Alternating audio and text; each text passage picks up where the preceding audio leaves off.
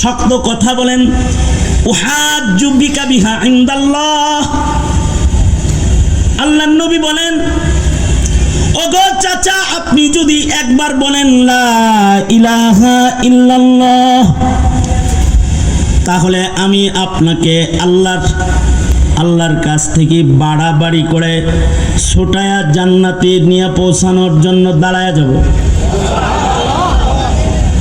অর্থাৎ একবার যদি কেউ বলে লা ইলাহা ইল্লাল্লাহ, অর্থাৎ নাই কোনো মাবুদ এক আল্লাহ ছাড়া, অর্থাৎ বলুন আওয়াজ করে, আমাদের মাবুদ রব খোদা মালিক কয়জন? 33 কোটি।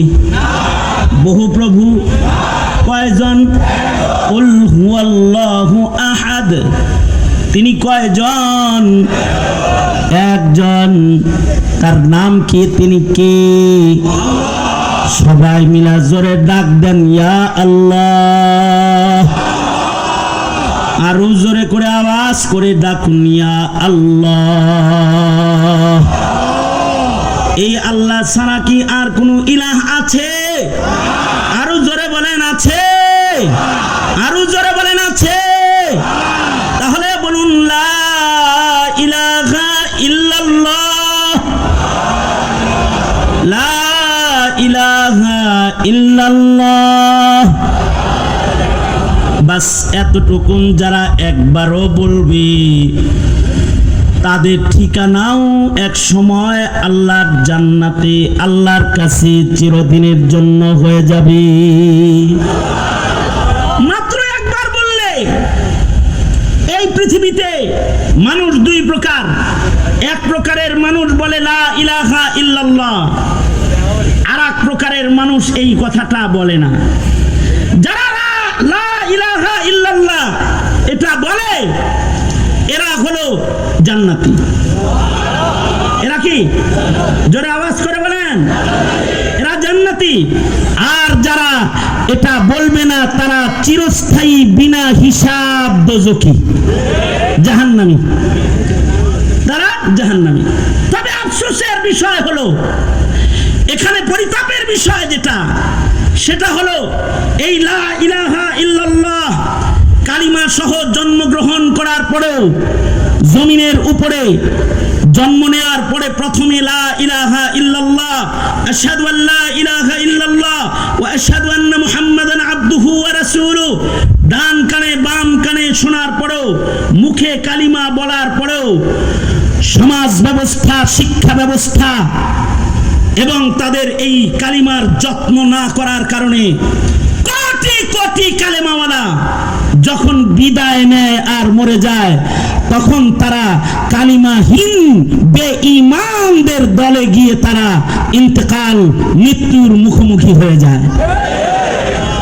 এর সংখ্যা এখন প্রচুর বাংলাদেশে, এর সংখ্যা অনেক।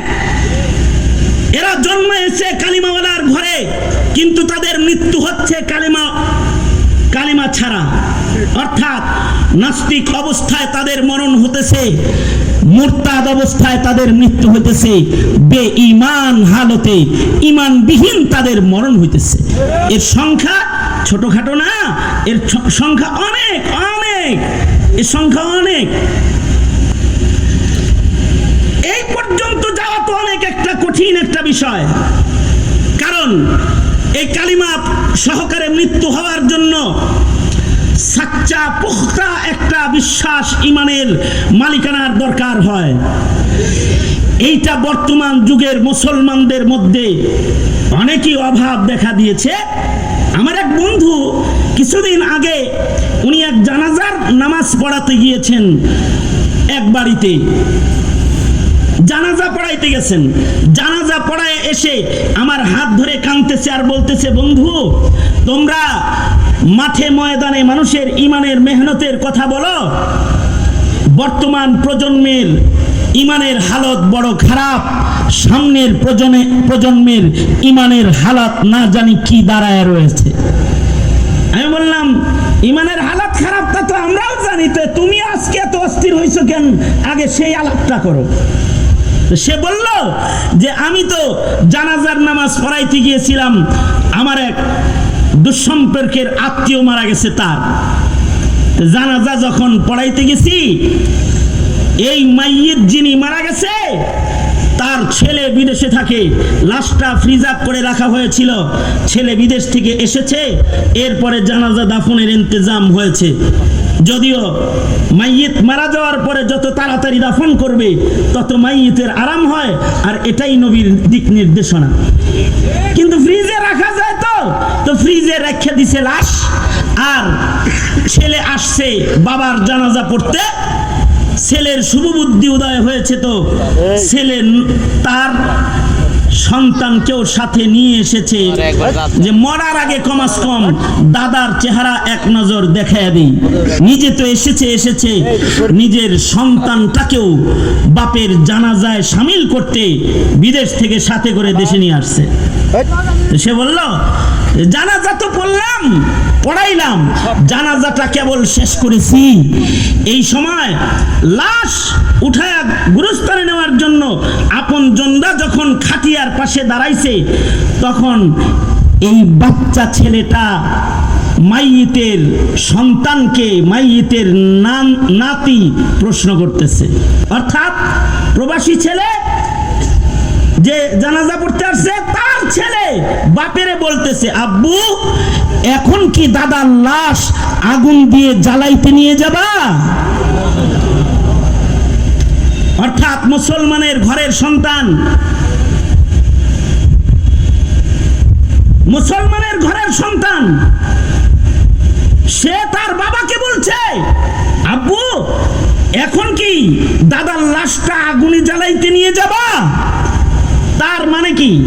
তার মানে হলো মুসলিম ঘরে তার জন্ম হয়েছে বটে, কিন্তু একজন মুসলমানের মৃত্যুর পরে তাকে শ্মশানে রাখা হয় না কবরস্থানে রাখা হয়, এটা এতটুকুন যত সামান্য ইমানি কথাও পিতার কাছ থেকে এই বালকটা এখনো পর্যন্ত পায় নাই। এ কারণেই তার জিজ্ঞাসা হলো, কি দাদার লাশ কি আগুনে পুড়াইবা নাকি? মুসলমানের লাশ যে আগুনে পোড়ানো হয় না, এইটা বাপ হয়েও সন্তানকে এখনো পর্যন্ত শিখায় নাই যে মুসলমান ঈমান আমলের সাথে মৃত্যু হলে তাকে বিসমিল্লাহি ওয়া আলা মিল্লাতি রাসূলিল্লাহ বলে আল্লাহ রাসূলের দলে দেওয়া হয়, আর কবরে যাওয়ার সাথে সাথে তার কবরটা আল্লাহর জান্নাতের বাগান হয় যদি ঈমান আমল নিয়ে কবরে যায়। আল্লাহু আকবার বলেন। ঈমান আমল নিয়ে কবরে গেলে আল্লাহর জান্নাতে সে জায়গা পায়। এইটুকু নিরিম নিজের সন্তানকে দেয় নাই। এবার বরজক সম্পর্কে সে জানেই না, যে কবরস্থান সম্পর্কেই জানে না, বলুন তো সে কি কবরের প্রশ্ন সম্পর্কে জানার মতো কোনো সম্ভাবনা? কবরে যে প্রশ্ন আছে, এ তো কবরস্থান সম্পর্কেই জানে না এখনো, যে মরার পরে মুসলমানকে কবরস্থানে সুন্নত তরিকায় দাফন করা হয়, এইটুকুনি যে শিখে নাই, সে কি কবরের প্রশ্ন সম্পর্কে জানে এমন কোনো ধারণা করা যায়? এই হলো মুসলমানের একটা হালাত, যে তার বরজক কি, তার কবর কি, এই শিক্ষাটাও তাকে দেওয়া হয় না। বরজখের উপরে ঈমানও তার নাই, কবরের আযাবের উপরে ঈমান বিশ্বাসও তার নাই, পুনরুত্থান সম্পর্কেও সে জানে না। আল্লাহর আদালত একটা কায়েম হবে, সেখানে তাকে দাঁড়াতে হবে, এই বিশ্বাস ঈমানও প্রজন্মের মুসলমানের হৃদয়ে মজবুত আকারে এখন আর বসানো হয় না। আমি বললাম, আচ্ছা দোস্ত, সে আগুনে জ্বালানো হবে এইটা শিখলো কেমনে? আমি জানি, জানার পরেও তাকে জিজ্ঞাসা করতেছি কেমনে শিখলো। সে বলতেছে, আরে ভাই বুঝো না, ধর্ম কর্ম পড়ালেখা না করলেও বাবা মার কোলে বসে হিন্দি ছবি দেখতে দেখতে এতটুকুন জ্ঞান তার অর্জন হয়েছে যে কিছু মানুষ মরে গেলে তাদেরকে আগুনে জ্বালানো হয়। সিনেমা দেখে এতটুকুন অন্তত বুঝাচ্ছে যে হিন্দু মরে গেলে আগুনে জ্বালানো হয়। তার ধারণা তাইলে কি আমরা মরে গেলেও কি জ্বালানো হয় কিনা? এত বেশি হিন্দি ছবি দেখছে জীবনে, আর সন্তানরে পাশে বসে দেখাইছে যে সন্তানরে হিন্দুর লাশ পুরানো দেখাইলেও সন্তানকে মুসলমানের লাশ দাফনের চিত্রটা দেখানো হয় নাই। এই তো আমাদের কমজোরি। যদি মুসলমানের কমজোরি এইখানে থাকে শুধু কবরের বেলায়, তাইলে নবীর বিশ্বাস, কিতাবের বিশ্বাস, ফেরেশতাদের বিশ্বাস, হাসরের দিবসের বিশ্বাস, অথবা আল্লাহর উপরে পূর্ণ আস্থা আর বিশ্বাস, এই বিষয়েও তো প্রজন্মের মুসলমানদের যথেষ্ট কমজোরি রয়েছে। কি গান ঠিক না ঠিক করে বলেন? ধর্ম কি জিনিস এটাই জানে না, ধর্ম সম্পর্কে জানে না, বুঝে না, রসুল সম্পর্কে জানে না, বুঝে না। এই যে ইমানের দুর্বল হালাত, এই দুর্বল হালতের কারণে কোটি কোটি মুসলমান জন্মগ্রহণ করতেছে ইমানের ছায়ায়, কিন্তু মৃত্যুবরণ করতেছে নাস্তিক আর মুরতাদের বাজারে যায়। তাদের মরণ হইতেছে নাস্তিক মুরতাদের বাজারে। এখনকার সন্তানদের খুব কমন প্রশ্ন, এখন সবচেয়ে বড় ফিতনা, জমিনের সবচেয়ে বড় ফিতনা হলো এখন নাস্তিক্যবাদের ফিতনা। কিসের ফিতনা? নাস্তিক্যবাদের ফিতনা, জমিনের সবচেয়ে বড় ফিতনা। আপনার সন্তান স্কুলে যাওয়ার সাথে সাথে একদল নাস্তিক তার কানে বলতে থাকে ফেরেশতা নাই।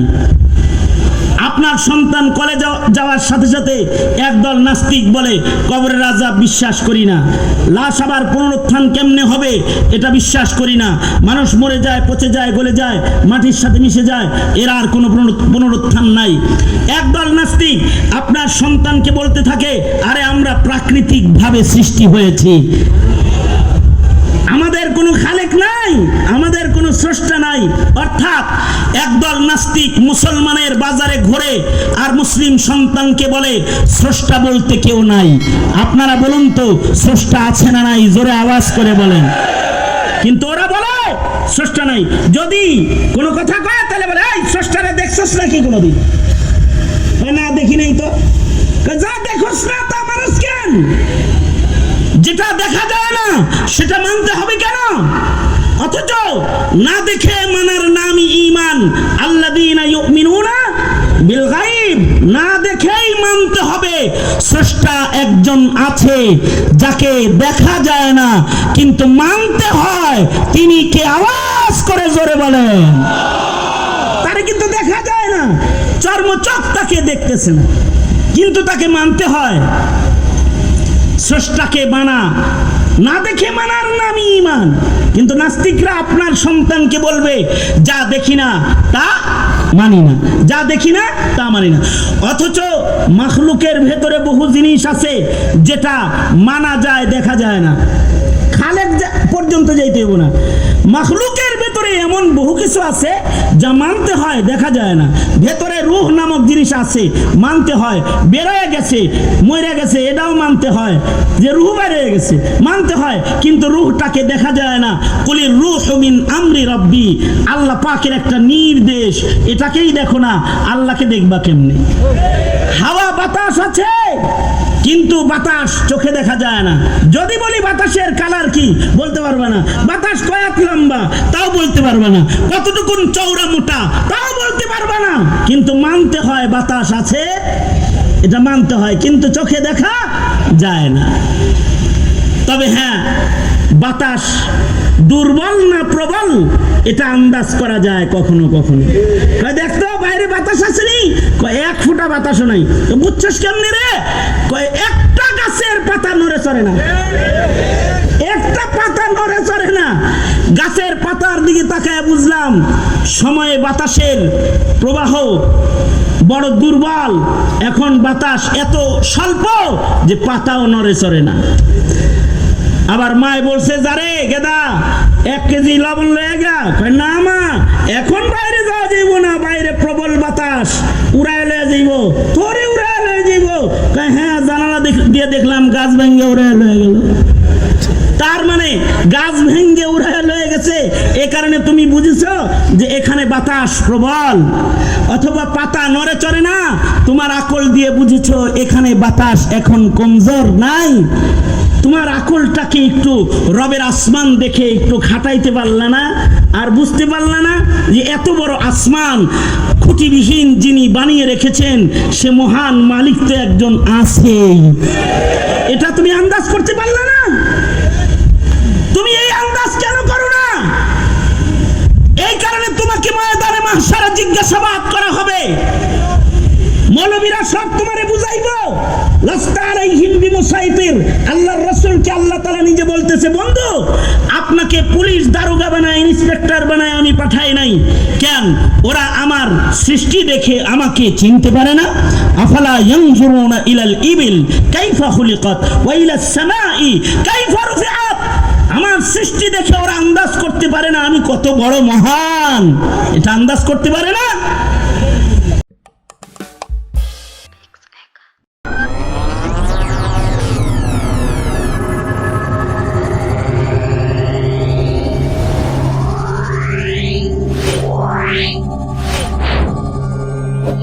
Wow.